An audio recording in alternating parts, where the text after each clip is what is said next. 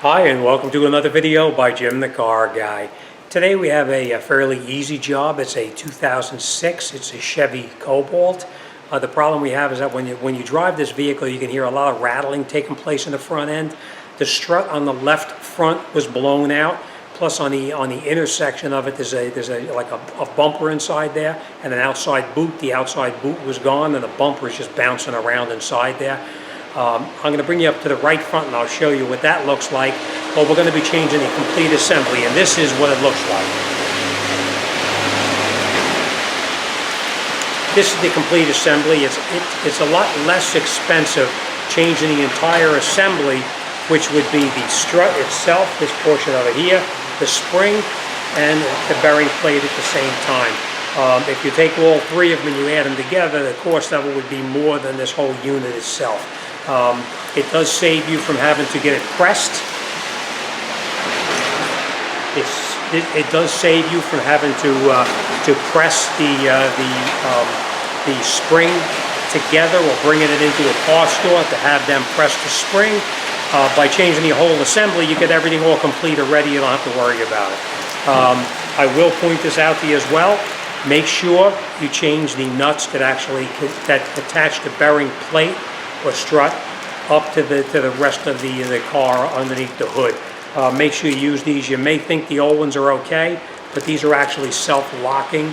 So once you tighten them down, they're not going to back off. If you use the old one, there's a possibility that the self-locking mechanism could have been damaged and you could run into a problem. So, all right, enough talking about that. Let's get up front. I'm going to show you what tools you're going to need and what you're going to have to do to get these out of here. So we'll come on up front and talk about what we're going to do. Okay, now this is your complete strut assembly. This is the piece I was telling you about.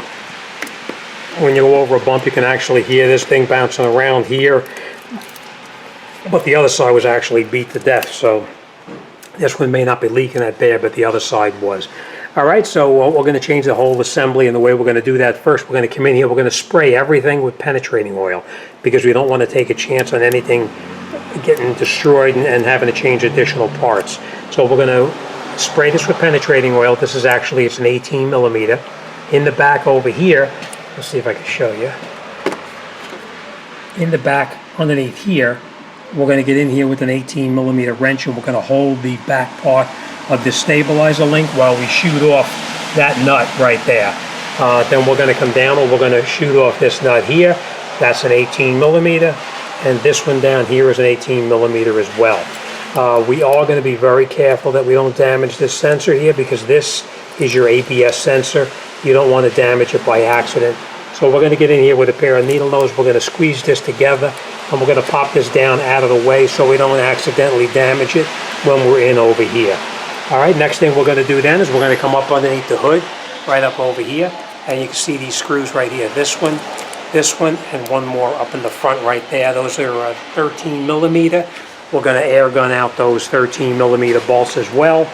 We're going to leave one of them hanging on there so that the whole assembly is loose, and then we're going to take these out right here.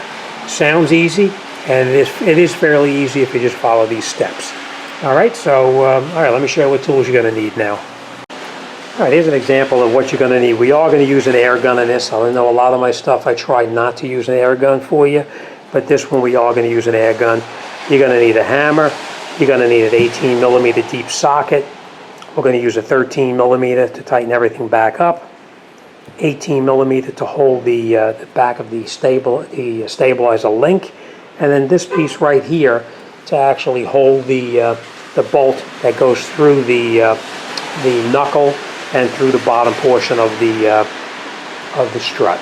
All right, so all right, let's get everything all set up. We're going to spray everything down a little bit, and we're going to get started on it. Remember, just a little bit of penetrating oil makes things go a lot easier.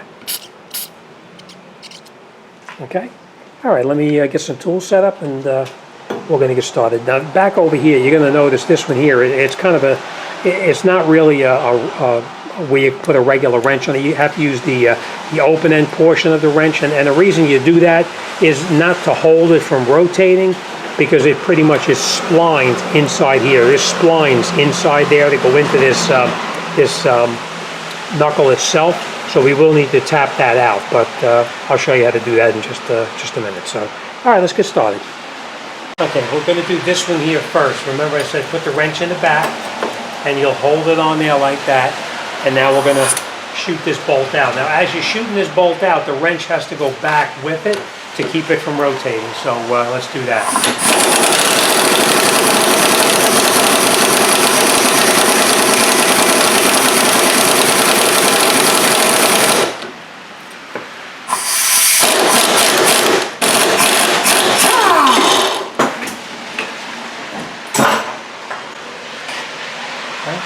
That's where we put our wrench on, right on here, just like that. And then we just hold that while we rotate it out. So, all right, so that we'll put off to the side right now. We're going to shoot off these bolts down in here. Now remember what I said about being careful with this ABS. We don't want to damage it. If you think you're going to damage it, just squeeze these contacts together here. It locks it in place and you can move it out of the way just like that. All right, so let's shoot these off.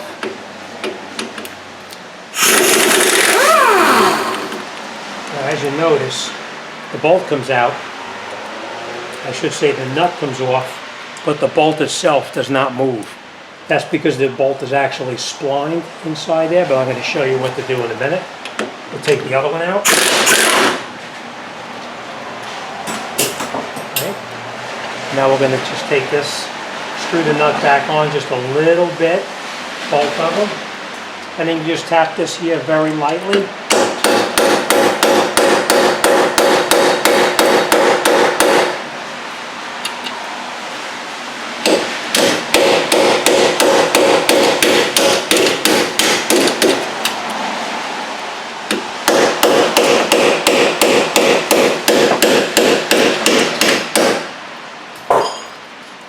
And the reason you screw these nuts on there is because when you're tapping, you don't want to damage the threads on the bolt. By leaving the nuts on there, you're tapping the back of the bolt here, and you can get it out. Now, if by chance these are really tight and you can't get them on, just put the socket over the top just like that, like this, and hit the back of the socket here. I didn't have to do it in this case, but if you had to, screw the socket on and bang the back of the socket, it pops it right out. We're just going to move this off to the side like this for now. And these bolts are now loose, so they come right out. Just like that. The next thing we're going to do now is we're going to go up top, and we're going to loosen up those bolts up there. So let me get set up, and we'll continue up top. Okay. This is what I'm going to do now. You can see I took off that nut right there, and I left it screwed on by just a couple of threads. Now I'm going to egg on that one off and that one off, and then we're going to take this strut assembly down, but this one is what is going to be hanging on so that we can disconnect it on the bottom and we can continue from there. Now it's going to be hard for me to actually do this, but we're going to shoot this nut off right here, and we'll take this one out and this one out, and we'll continue.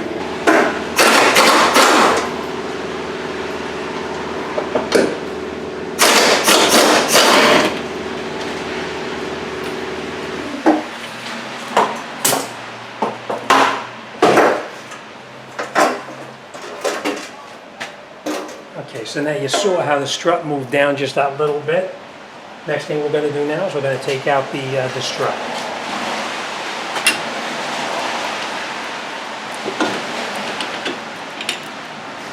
These are the splines I was telling you about right here. You can see how it's splined on here. These are the splines that go into this aluminum knuckle here and actually keep it from moving. All right, so we'll get back to those in just a minute. This one is going to come out as well. Now you want to make sure that when you pull this out, you don't pull it out too far and dislodge the axle tripod. So you want to be careful with that and not come out too far.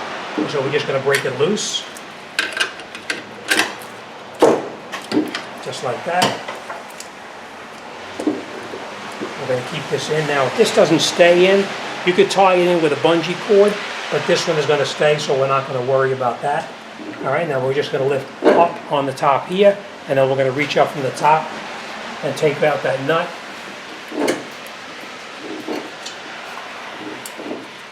And then we'll take our strut out just like that, and that's the old strut. All right, and that's what I was telling you about with that piece moving around. Struts on this are actually left and right side, and you can see that that one is marked R, and you get one guess as to what that R means.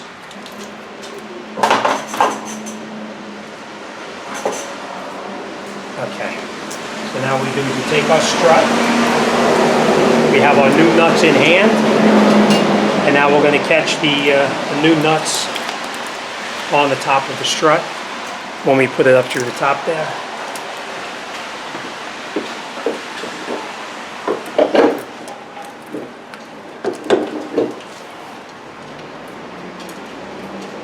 And we'll tighten these up a little later.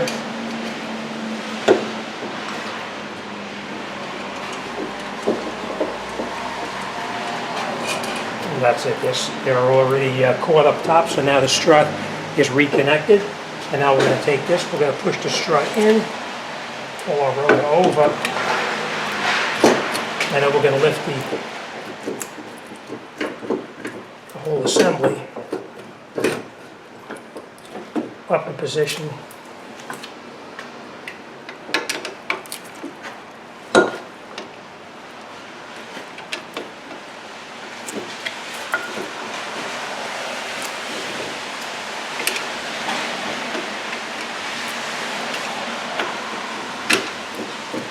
And now we're just going to leave it hang just like that. And then we're going to take our other bolt.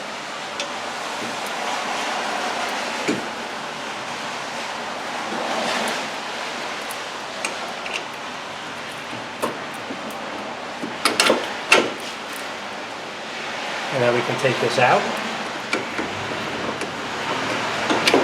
And we're going to put this through now. What I normally do, I try to turn these so that I can hold this with a wrench like this while I air gun it from the other side, because this way here the splines will go right into here and not chew up all the splines in there. So I just hold it on there just like that. So you want to set it up so that it's in a good spot for you.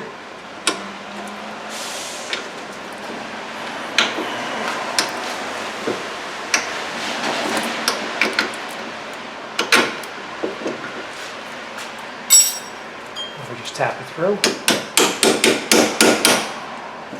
I'm just going to turn it so that it's in a good area for me to hold it with a wrench, which is right there. You just tap it in very little, just to get the splines to grab. And I will put this on here like this. We're going to catch the nuts on here. I'm going to shoot these on with the air gun, and just so you know, these do need to be torqued in, but we will come back to that shortly.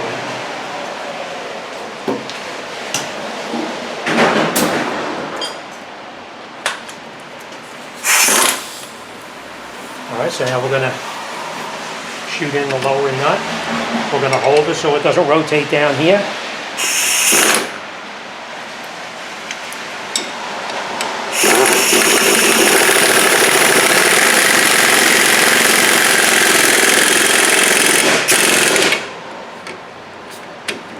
Here.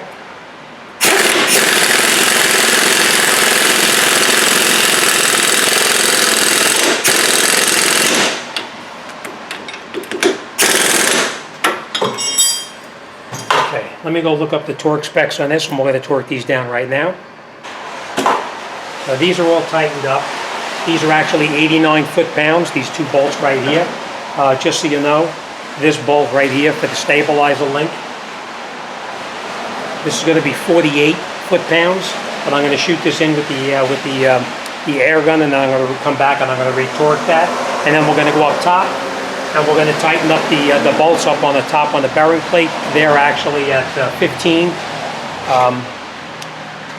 foot-pounds. All right, so we're going to put this back through here like this, like that.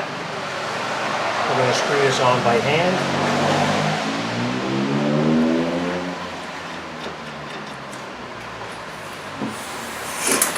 We're going to hold that nut in the back with the wrench just like this, and now we'll shoot it in. Ready?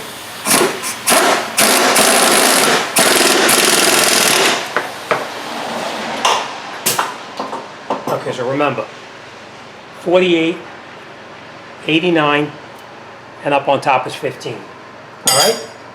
Now we'll put this back on here. Snap it back in, so that's nice and tight. So these are all set. This one we're going to check it, and we'll go up top now. We'll tighten up those bolts up top. You can shoot this on with an air gun. I always like doing these by hand because it only calls for 15 foot-pounds and you don't want to take a chance on breaking them. So I just snug them in.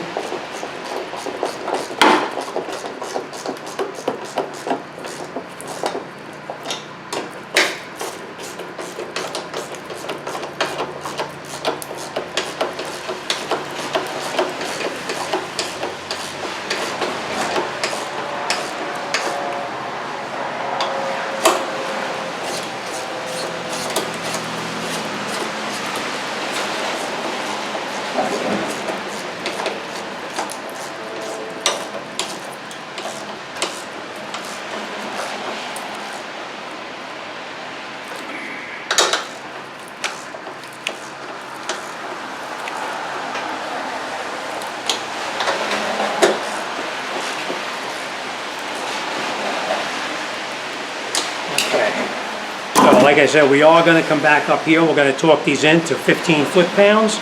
So let's go down the bottom and let's talk about what we did. So we have our strut in up on the top. It's tight up on the top. Those 3 bolts, those 13 millimeters are tight. We tightened up these 2 18 millimeters here. We lined these up so we can get in here with the wrench to hold them. These are tightened up. These are actually 89 foot-pounds. We made sure our bracket is back on. We made sure our ABS sensor is connected. And we also made sure we tightened up our stabilizer link as well. The stabilizer link is 48 foot-pounds. We held the bolt, the 18 millimeter in the back we held, and then we tightened this up here. So that's it. And as you can see, it is the right side. All right, so that's it. We're pretty much all set. Okay, so that's it. You're all done.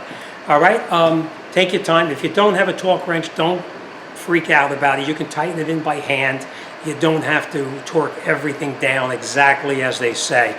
It's a good idea you do it, but if you don't have it, don't worry about it. Just make sure everything is snug and tight, and you should be okay. As always, thanks for watching. See you on the next one.